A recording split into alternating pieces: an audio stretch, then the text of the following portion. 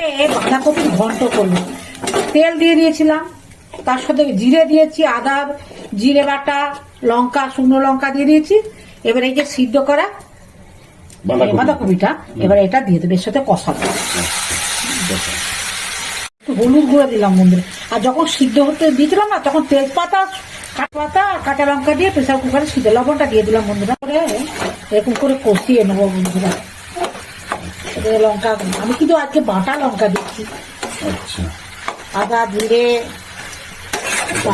শুকনো লঙ্কা, হ্যাঁ হ্যাঁ হ্যাঁ হ্যাঁ,